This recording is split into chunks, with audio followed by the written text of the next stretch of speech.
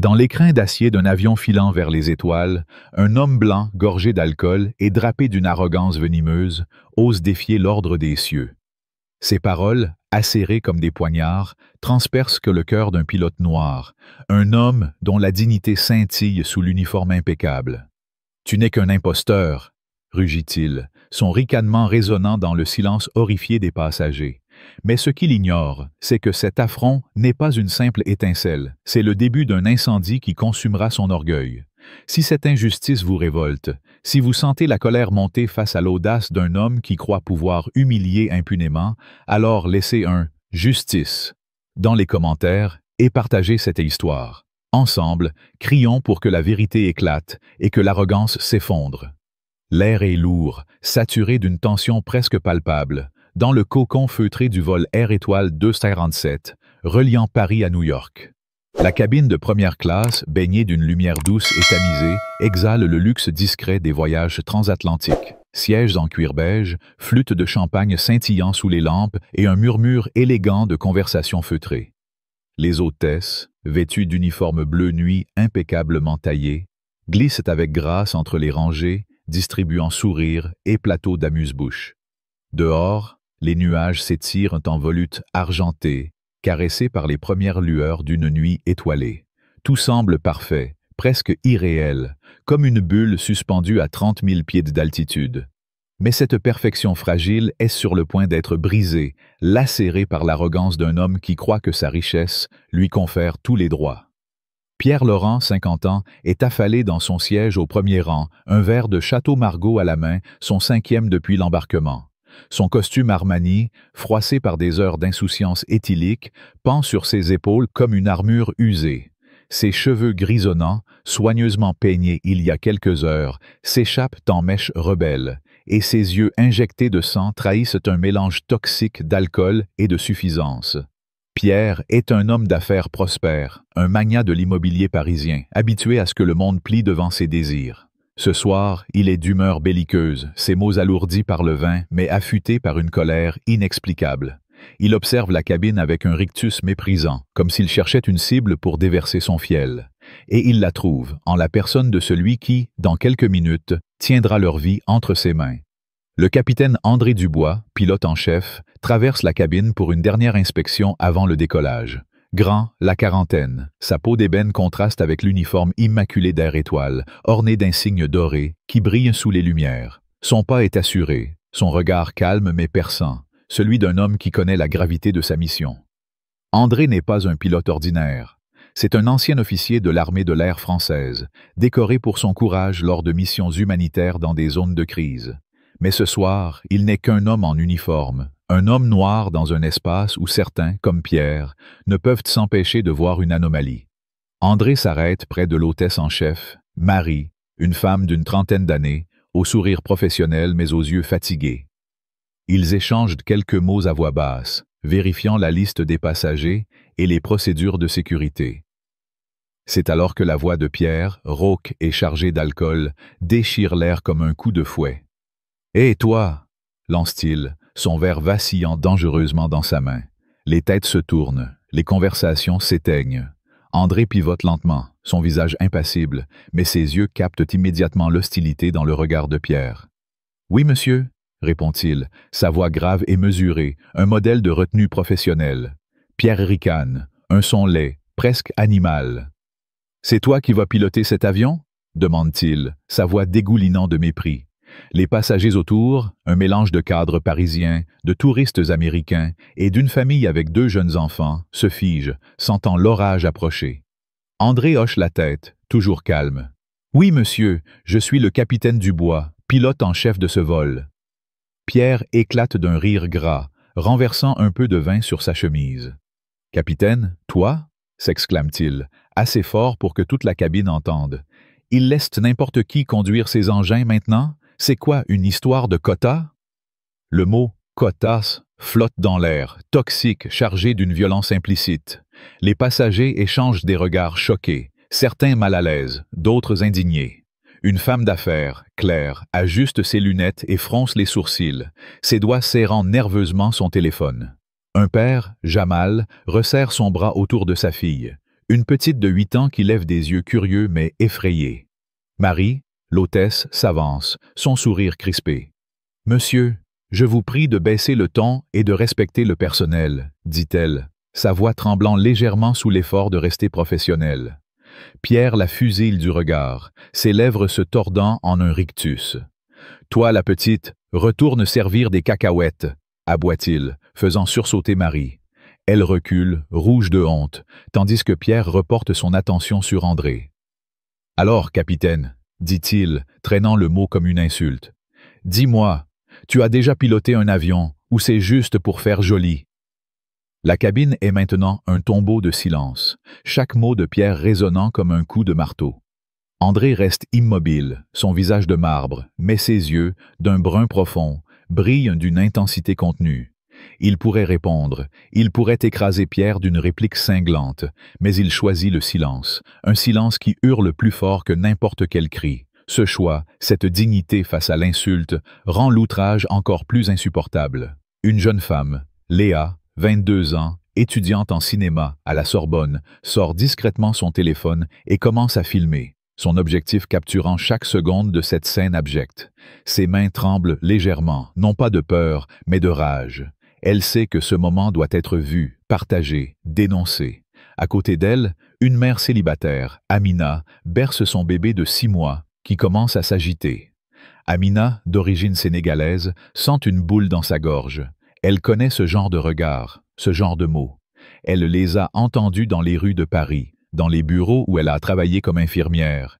Mais ici, à 30 000 pieds, l'injustice semble encore plus étouffante.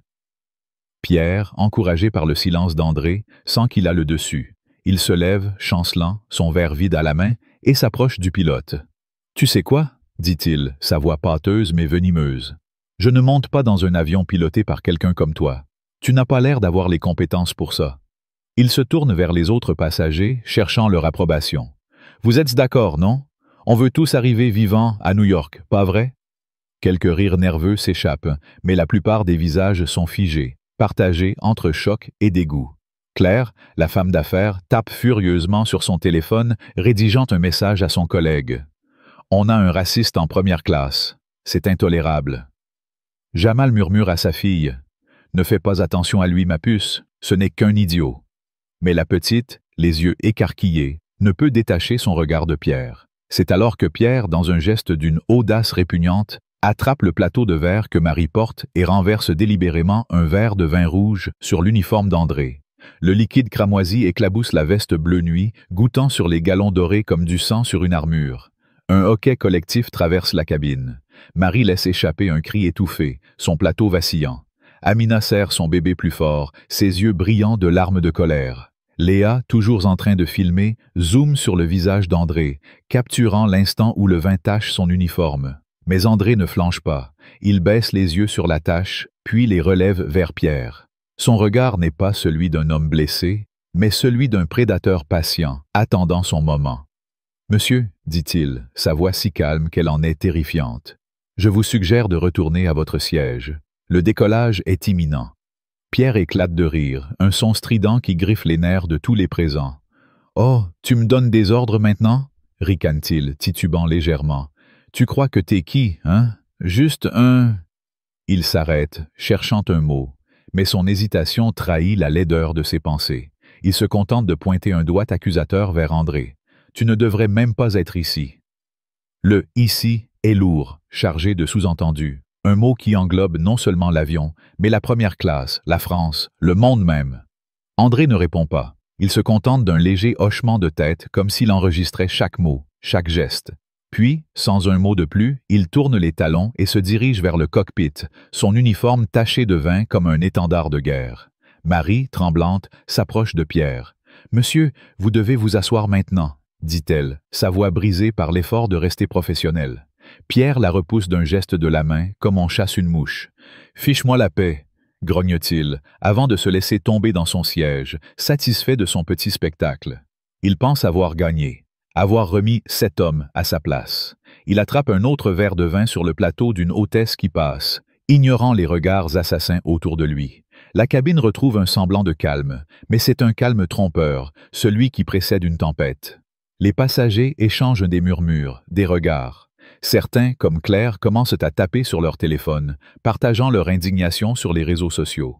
Léa, toujours en train de filmer, envoie sa vidéo à un groupe WhatsApp de ses amis avec un message. « Regardez ce porc. Il faut que tout le monde voie ça. » Amina, berçant son bébé, murmure une prière silencieuse, demandant la force de ne pas exploser de rage.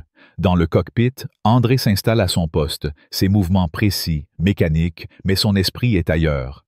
Son copilote, Julien, un homme blond d'une trentaine d'années, remarque la tache de vin sur son uniforme. « André, qu'est-ce qui s'est passé ?» demande-t-il, les sourcils froncés. André secoue la tête, un sourire amer aux lèvres. « Rien qui mérite qu'on s'y attarde », répond-il, sa voix basse mais ferme.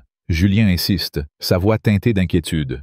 « C'était ce type en première classe, non? J'ai entendu des éclats de voix. » André ne répond pas immédiatement. Il ajuste les commandes, vérifie les instruments, comme si le monde extérieur n'existait pas. Mais ses yeux, quand il rencontre ceux de Julien, brûlent d'une intensité contenue. « On a un vol à mener, » dit-il enfin.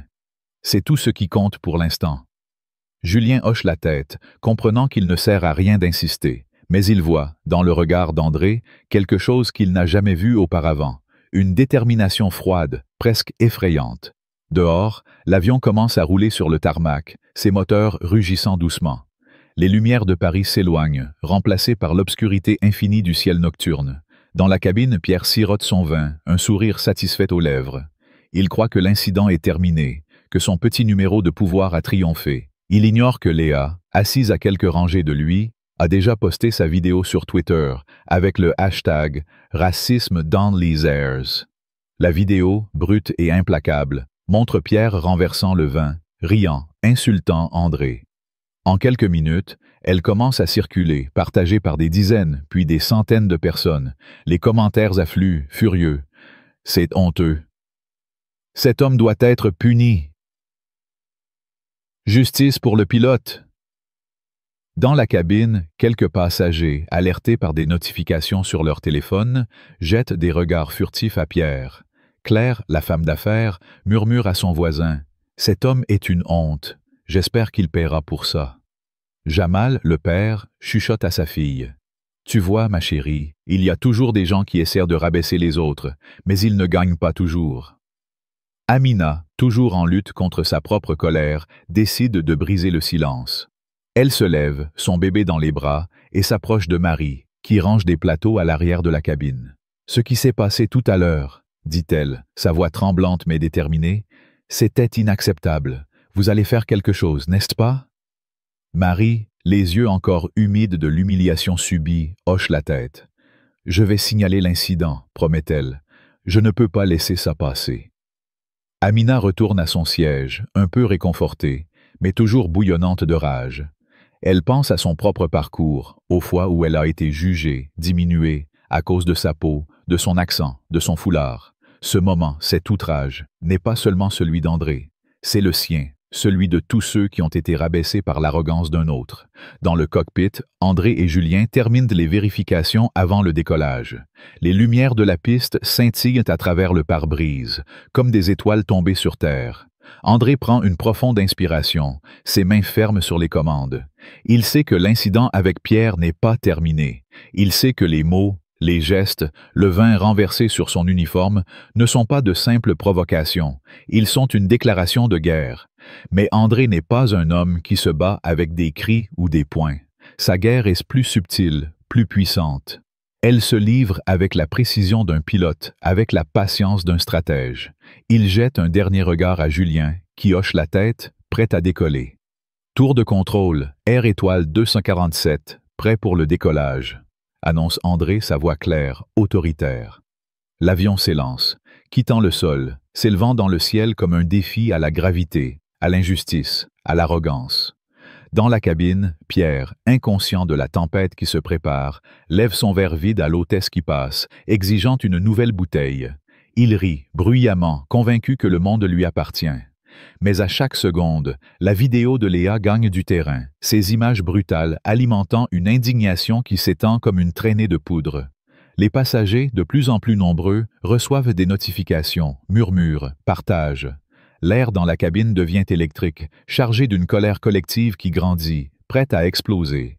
Pierre, aveugle à tout cela, continue de boire, de parler fort, de se pavaner. Il ne voit pas les regards qui se posent sur lui, lourds de jugement. Il ne sent pas le poids de la justice qui s'approche, inexorable, comme l'avion qui fend les nuages.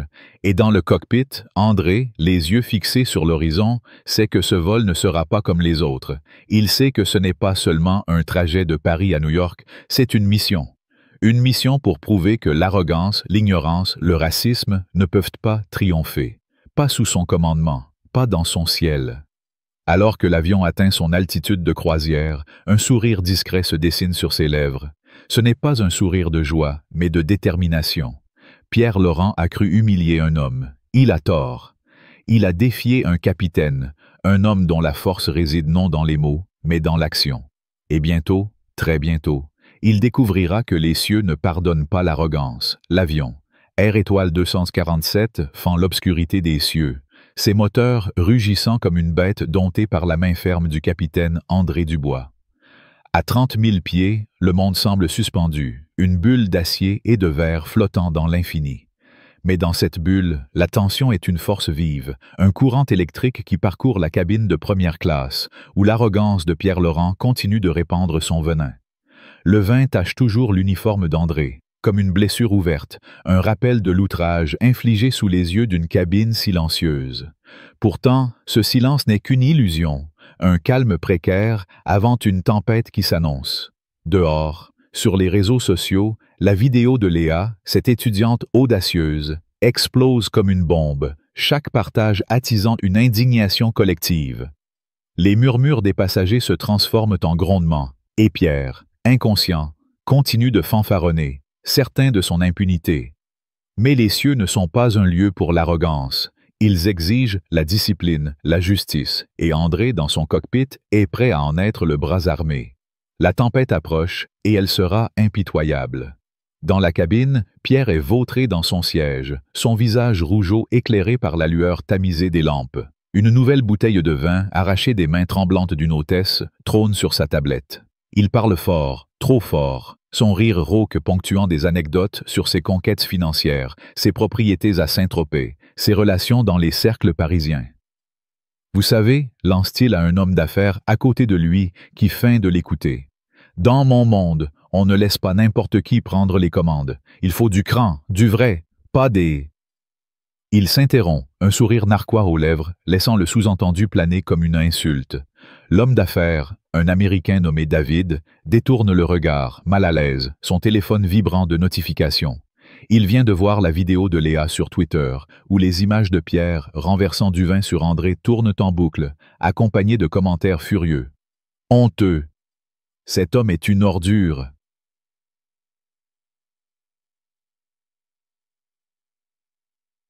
Justice pour le pilote.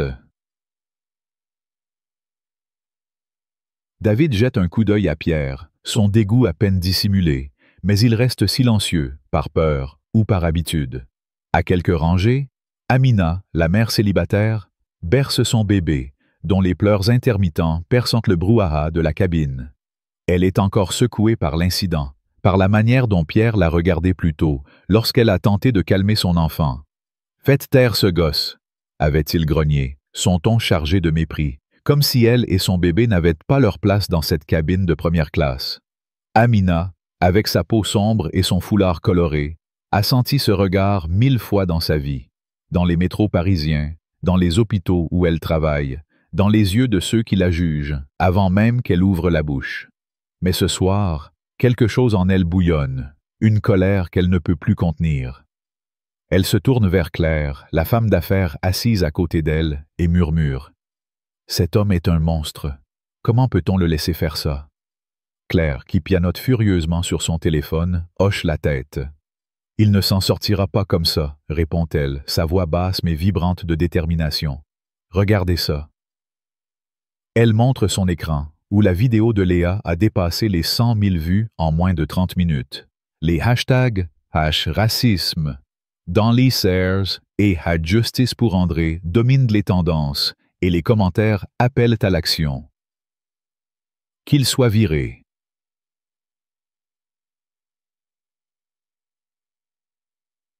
La compagnie doit répondre. Léa, toujours discrète, continue de filmer par intermittence, capturant les éclairs de Pierre, ses gestes brusques, ses rires vulgaires. Elle sent le poids de son rôle, celui d'une témoin qui refuse de se taire. Ses amis, dans leur groupe WhatsApp, Lean ses systèmes, encouragent à partager la vidéo. « Cet homme mérite d'être puni », écrit l'un d'eux.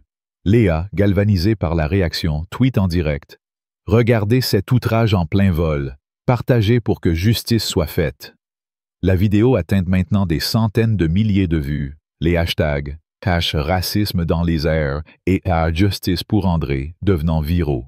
Dans la cabine, les passengers commencent à recevoir des notifications, des amis, des collègues, des inconnus, partageant la vidéo et exprimant leur colère. Un jeune couple, Sarah et Marc, chuchotent avec indignation. « C'est inadmissible, il faut faire quelque chose. » Même les enfants de Jamal, la petite fille et son frère aîné sentent la tension. Leur père leur explique doucement. Ce genre de comportement n'a pas sa place ici, ni nulle part. Dans le cockpit, André reste concentré, ses mains fermes sur les commandes. Julien, son copilote, ne peut s'empêcher de revenir sur l'incident. « André, tu vas laisser passer ça ?» demande-t-il, sa voix teintée d'une colère contenue. André répond sans détourner les yeux des instruments. « Ce n'est pas à moi de répondre maintenant, c'est à la justice. » Julien fronce les sourcils, perplexe, mais il perçoit dans le ton d'André une assurance froide, presque inquiétante. Ce que Julien ignore, c'est qu'André, en tant qu'ancien officier de l'armée de l'air, a déjà vu des hommes comme Pierre, des hommes qui croient que leur pouvoir les protège. Il sait que l'arrogance est une faiblesse, et il sait attendre son moment. Soudain, l'avion traverse une zone de turbulence. Les secousses sont brèves mais violentes, faisant tanguer la cabine. Les verres s'entrechoquent, un plateau tombe au sol, et Pierre, pris de panique, renverse son vin sur ses genoux. Un cri étouffé lui échappe, et pour la première fois, son assurance vacille. Les passagers s'agrippent à leurs accoudoirs, certains priant en silence, d'autres échangeant des regards nerveux. La voix d'André résonne alors dans l'intercom, claire et autoritaire. « Mesdames et messieurs, ici votre capitaine André Dubois. Nous traversons une légère turbulence, mais tout est sous contrôle. Nous arriverons à New York dans les délais prévus. Restez calmes et gardez vos ceintures attachées. » Son nom, prononcé avec une assurance tranquille, retentit comme une gifle pour Pierre. Les passagers, rassurés par la voix ferme et professionnelle, applaudissent spontanément, un élan de gratitude pour l'homme qui tient leur vie entre ses mains. Pierre, lui, blêmit. Il sent pour la première fois que son pouvoir s'effrite, que son petit spectacle d'arrogance n'a pas intimidé André. Au contraire, il l'a défié. Marie, l'hôtesse, profite des turbulences pour s'éclipser vers l'arrière de la cabine, où elle contacte discrètement le personnel au sol via radio. « Nous avons un passager perturbateur en première classe », murmure-t-elle, sa voix tremblante mais résolue. « Comportement raciste, agressif, et maintenant il devient ingérable. Nous avons besoin des autorités à l'atterrissage. » La réponse est immédiate. « Reçu. La police de l'aéroport de JFK sera prête. Envoyez-nous toutes les informations disponibles. » Marie jette un coup d'œil à Pierre, qui tente de reprendre son assurance en commandant un autre verre, mais ses mains tremblent légèrement. Il commence à sentir que quelque chose ne va pas, que les regards des autres passagers ne sont plus seulement curieux, mais hostiles. Dans la cabine, la tension monte. Amina, encouragée par Claire, décide de confronter Pierre. Elle se lève, son bébé endormi dans ses bras, et s'approche de son siège. « Vous devriez avoir honte, dit-elle, sa voix claire et vibrante de colère. Vous insultez un homme qui fait son travail, qui nous protège tous, juste parce que vous vous croyez supérieur. Vous n'êtes rien. » Pierre, pris de court, ricane nerveusement. « Retournez à votre place, » grogne-t-il, mais sa voix manque de conviction. Amina ne bouge pas, son regard brûlant de défi. « Vous ne méritez pas d'être ici, » ajoute-t-elle, avant de retourner s'asseoir sous les murmures approbateurs des autres passagers.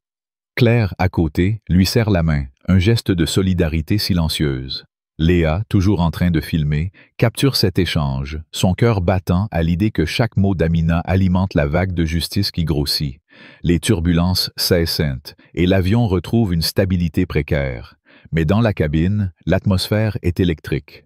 Les notifications continuent d'affluer sur les téléphones des passagers.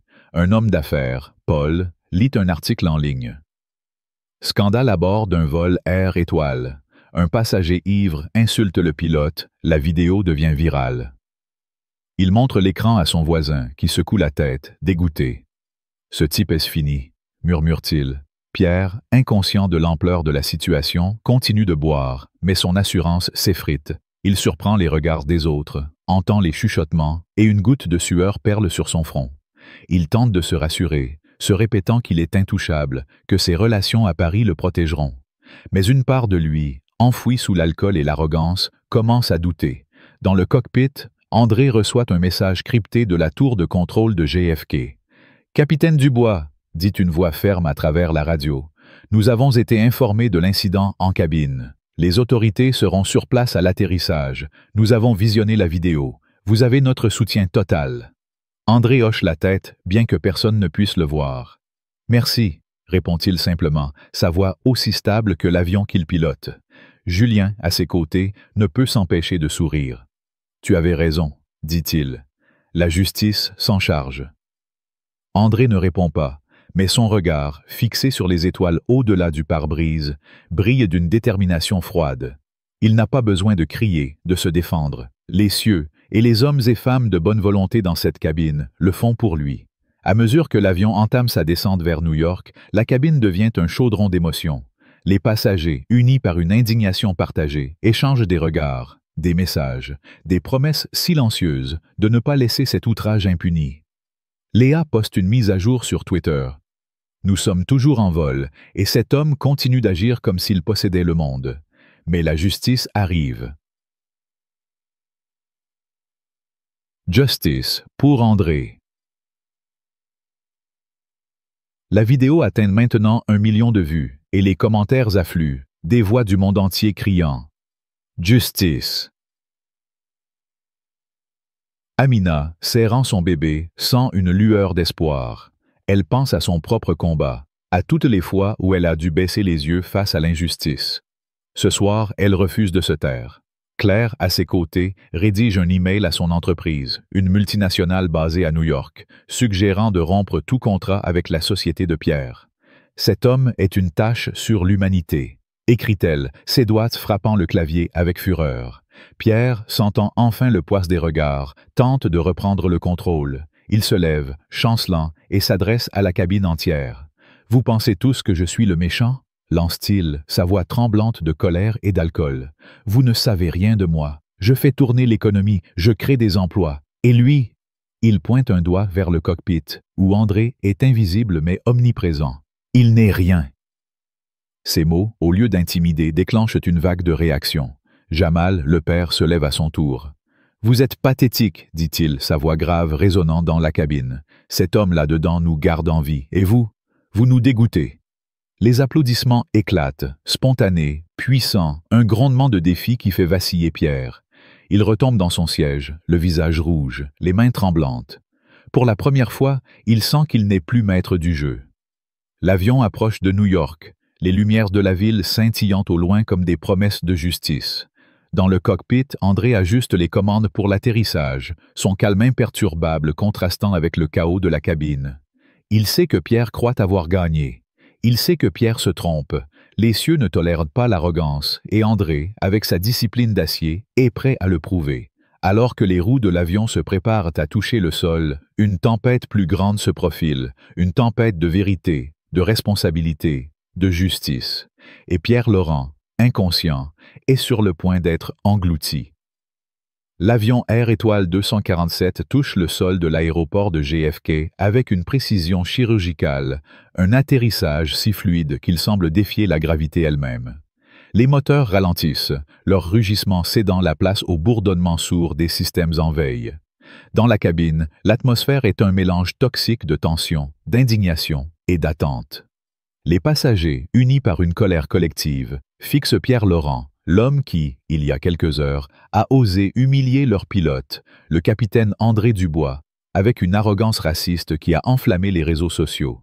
Pierre, toujours affalé dans son siège, son costume taché de vin et son visage empourpré par l'alcool, tente de reprendre une contenance, ignorant les regards assassins autour de lui.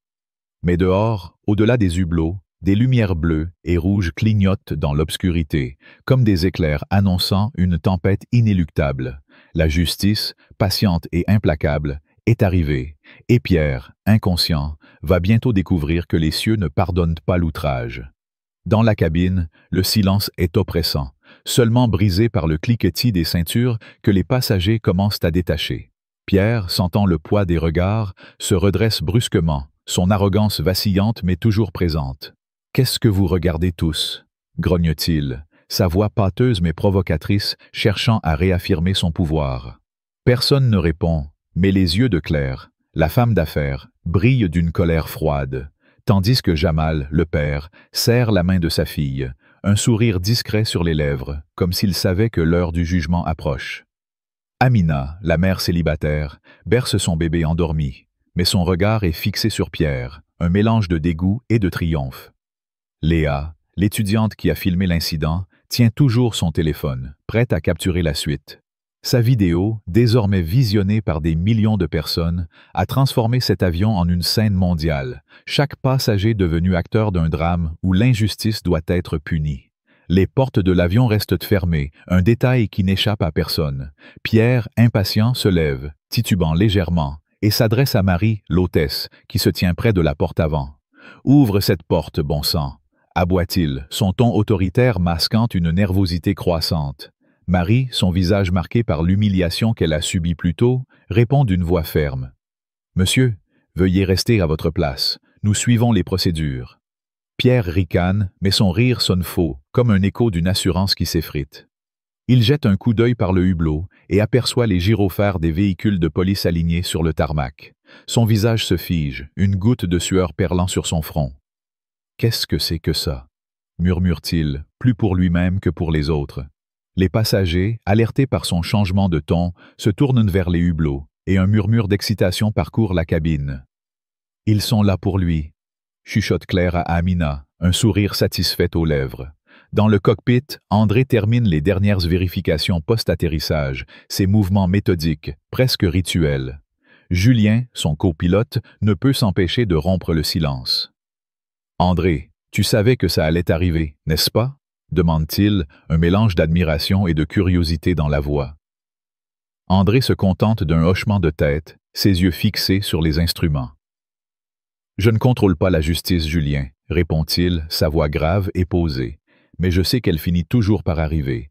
Il ajuste son uniforme, la tache de vin rouge toujours visible, comme une médaille de guerre. Puis, il se lève, prêt à quitter le cockpit. Julien le retient un instant. « Tu vas bien ?» demande-t-il, sincèrement inquiet. André esquisse un sourire à peine perceptible. « Mieux que lui, » dit-il, désignant d'un regard la cabine où Pierre attend, inconscient de son destin.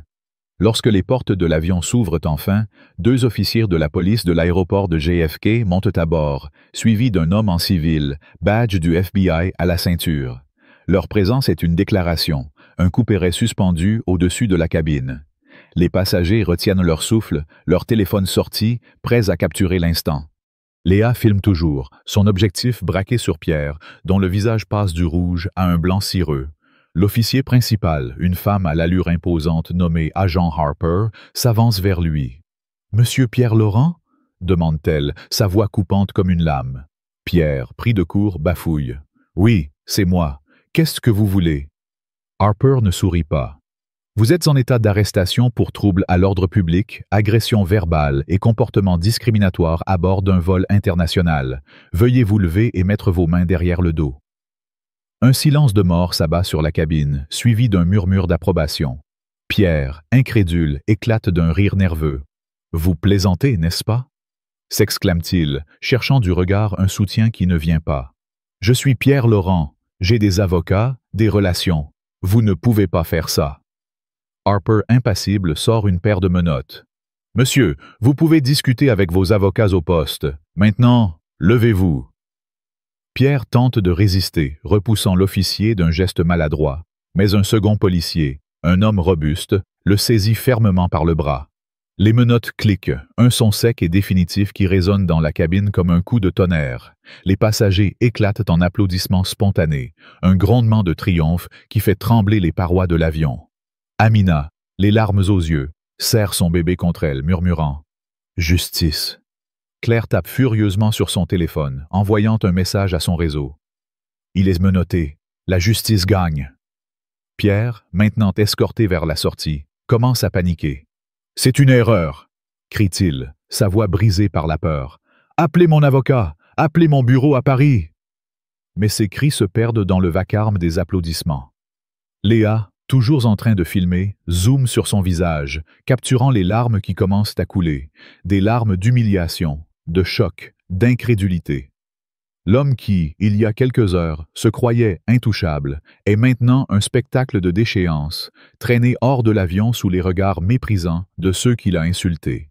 La vidéo postée en direct atteint des millions de vues, les commentaires explosant de colère et de satisfaction. Justice. Cet homme mérite tout ce qui lui arrive. Bravo au pilote. Alors que Pierre disparaît dans la passerelle, André émerge du cockpit, son uniforme toujours taché de vin, mais sa posture droite, intouchable.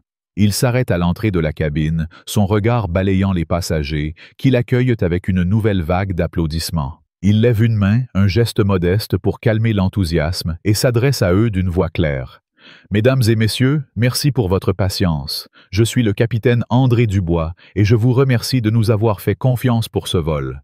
Vous êtes libre de débarquer. » Son nom, prononcé avec une dignité inébranlable, résonne comme une victoire. Les passagers se lèvent, certains venant lui serrer la main, d'autres criant des « Bravo !» et des « Merci !» Amina, portant son bébé, s'approche timidement. « Capitaine !» murmure-t-elle, les larmes aux yeux. « Merci de ne pas avoir baissé la tête. Vous nous avez tous rendus fiers. » André lui offre un sourire chaleureux, le premier vrai sourire de la soirée. « C'est mon travail, » répond-il simplement, mais ses yeux disent autre chose. Une gratitude silencieuse, une force partagée. Léa, toujours en train de filmer, capture cet instant, postant une dernière mise à jour. Le capitaine Dubois, un héros. Cet homme a tenu bon face à l'injustice. Justice pour André.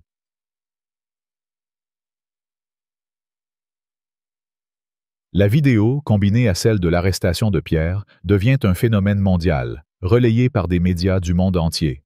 Les hashtags « Justice pour André » et « Racisme dans les airs » dominent les réseaux, et des manifestations spontanées éclatent devant les bureaux d'Air Étoile à Paris et New York, exigeant des comptes. La compagnie, sous pression, publie un communiqué. Nous condamnons fermement tout comportement discriminatoire. Une enquête interne est en cours et nous coopérons pleinement avec les autorités. Mais pour les passagers et les millions de spectateurs en ligne, ce n'est pas assez. Ils veulent plus qu'une excuse, ils veulent un changement. Dans les jours qui suivent, l'histoire de Pierre s'effondre comme un château de cartes. Sa société, Laurent Immobilier, annonce son licenciement immédiat, invoquant un comportement incompatible avec les valeurs de l'entreprise. Les médias déterrent des histoires sur son passé, des plaintes pour harcèlement, des accusations de favoritisme racial dans ses embauches, des rumeurs de pots de vin pour obtenir des contrats. Ses relations parisiennes, autrefois son bouclier, se détournent, le laissant seul face à une tempête médiatique. Pierre, enfermé dans une cellule à New York, pleure non pas de remords, mais de la perte de son pouvoir, de son statut, de son monde. Les larmes qu'il verse, capturées par la caméra de Léa, deviennent le symbole de sa chute, partagées et repartagées comme un avertissement. L'arrogance a un prix. André, quant à lui, devient une figure nationale. Les médias racontent son histoire. Un orphelin de banlieue parisienne, devenu officier de l'armée de l'air, puis pilote décoré, un homme dont chaque étape de la carrière a été marquée par l'excellence et la résilience. Lors d'une interview télévisée, il parle avec une simplicité désarmante. « Je n'ai fait que mon travail. Mais si cette histoire peut rappeler à chacun que la dignité n'a pas de couleur, alors elle aura servi à quelque chose. » Ces mots, repris dans le monde entier, inspirent des milliers de personnes à partager leurs propres expériences de discrimination, transformant un incident en un mouvement. Amina, revenue à Paris, organise une collecte de fonds pour des associations luttant contre le racisme, dédiant son effort à André. Léa, désormais activiste à part entière, utilise sa plateforme pour amplifier les voix des marginalisés, son compte Twitter devenant un espace de mobilisation. Claire, de son côté, convainc son entreprise de rompre un contrat de plusieurs millions avec la société de Pierre, un geste qui envoie un message clair. Le racisme a des conséquences économiques. Alors que l'avion est vidé, André reste seul un instant sur le tarmac, sous les premières lueurs de l'aube new-yorkaise. Il lève les yeux vers le ciel, où les étoiles s'effacent doucement. La tache de vin sur son uniforme est toujours là, un rappel de l'outrage, mais aussi de sa victoire. Il ne ressent ni colère ni triomphe, seulement une paix profonde, celle d'un homme qui a tenu bon. La justice, comme les cieux, est implacable, et André, en tant que capitaine, en est le gardien. Si cette histoire vous a révolté, si vous croyez que l'arrogance doit tomber et que la dignité doit triompher, alors laissez un « justice » dans les commentaires et partagez cette vidéo. Ensemble, faisons résonner la vérité, comme un cri dans les cieux, jusqu'à ce que la justice l'emporte. L'histoire du vol Air Étoile 247, où le capitaine André Dubois, un pilote noir d'une dignité inébranlable, a été confronté à l'arrogance raciste de Pierre Laurent, résonne comme un cri dans le silence des cieux. Ce récit, vibrant d'indignation et de justice, touche au cœur de ce que signifie être humain dans un monde où les préjugés tentent encore de diviser. En tant que Français, héritier d'une culture qui célèbre la liberté, l'égalité et la fraternité, cette histoire nous interpelle profondément. Elle nous invite à regarder en face les injustices quotidiennes, à reconnaître notre rôle dans leur perpétuation ou leur éradication, et à agir avec courage pour construire un monde plus juste. Voici mes réflexions sur ce drame et les leçons qu'il nous offre, ancrées dans l'esprit français qui valorise la réflexion, la solidarité et l'engagement. D'abord, cette histoire suscite une colère viscérale, une émotion familière à quiconque a été témoin ou victime d'une injustice. L'audace de Pierre, qui, ivre de vin et de privilèges, ose humilier André devant une cabine entière, est un affront non seulement à un homme, mais à l'idéal d'égalité si cher à la France. Dans notre pays, où l'histoire des droits humains est gravée dans la Déclaration de 1789, un tel comportement rappelle les moments sombres où l'arrogance d'une minorité a cherché à écraser la dignité des autres. Cette colère, loin d'être stérile, est un moteur. Elle nous rappelle que l'indignation n'est pas un luxe, mais une nécessité. Comme André, qui a transformé l'insulte en une démonstration de force morale, nous devons canaliser notre colère en action, en refusant de laisser le racisme ou l'injustice prospérer dans nos écoles, nos lieux de travail, nos rues. La dignité d'André face à l'outrage est une leçon de résilience. En France, où l'élégance morale est une valeur autant qu'esthétique, André incarne une forme de grandeur. Son calme, son refus de répondre par la violence verbale, reflètent une force intérieure que nous pouvons tous chercher à imiter. Dans nos vies, que ce soit face à une remarque déplacée dans un café parisien ou à une discrimination subtile dans un bureau, nous devons apprendre à répondre avec assurance, non pas en baissant la tête, mais en tenant ferme sur nos valeurs. André nous enseigne que la dignité n'est pas négociable, qu'elle est une armure que nous portons même lorsque le monde tente de nous rabaisser. Un autre enseignement crucial réside dans le rôle des témoins. Léa, Amina, Claire et même les passagers silencieux illustrent que la puissance de la solidarité. En France, où la communauté est au cœur de nos traditions, des repas partagés aux manifestations dans les rues, cette histoire nous rappelle que l'injustice prospère dans le silence. Combien de fois avons-nous détourné le regard face à une remarque raciste dans un dîner ou ignoré un comportement injuste dans le métro? Léa, avec son téléphone, a transformé un moment d'outrage en un mouvement mondial. Amina, en défiant Pierre, a donné une voix à ceux qui se sentaient invisibles. Nous, Français, qui aimons les débats passionnés et les idéaux élevés, devons suivre leur exemple, lever la voix, utiliser nos outils, qu'il s'agisse d'un smartphone ou d'une conversation, pour dénoncer l'injustice et amplifier les voix des opprimés. L'histoire met également en lumière la complicité du silence institutionnel. La compagnie Air Étoile, en tolérant des comportements comme celui de Pierre, reflète un problème systémique. En France, nous connaissons ces dynamiques. Des entreprises qui ferment les yeux sur le harcèlement, des administrations qui ignorent les plaintes pour maintenir l'ordre. Cette histoire nous pousse à exiger plus de nos institutions, écoles, entreprises, gouvernements. Nous devons demander des formations contre les discriminations, des politiques claires et une responsabilité réelle. Comme André, qui a utilisé son autorité pour déclencher une enquête, nous pouvons, à notre échelle, insister pour que les systèmes changent, que ce soit dans nos lieux de travail ou dans nos communautés locales. Enfin, l'histoire d'André est un rappel que le changement commence par une seule voie. Dans la culture française, où les héros individuels, de Jeanne d'Arc à Simone Veil, ont façonné l'histoire, André incarne cette capacité à transformer un moment de crise en un tournant. Chacun de nous, dans nos vies quotidiennes, peut être ce catalyseur. Que ce soit en dénonçant une injustice dans un conseil de quartier, en soutenant un collègue discriminé, ou en partageant une histoire comme celle-ci, nous avons le pouvoir d'agir. La France, avec son amour des idéaux et son énergie collective, nous invite à être des acteurs de changement, à faire de chaque outrage une opportunité de progrès. Leçons à appliquer dans la vie quotidienne. 1. Cultiver la dignité face à l'adversité. Comme André, répondons aux insultes avec calme et assurance, en puisant dans notre force intérieure. 2. Briser le silence. À l'image de Léa et Amina, n'acceptons pas l'injustice en spectateurs. Utilisons nos voix, nos téléphones, nos réseaux pour dénoncer et mobiliser.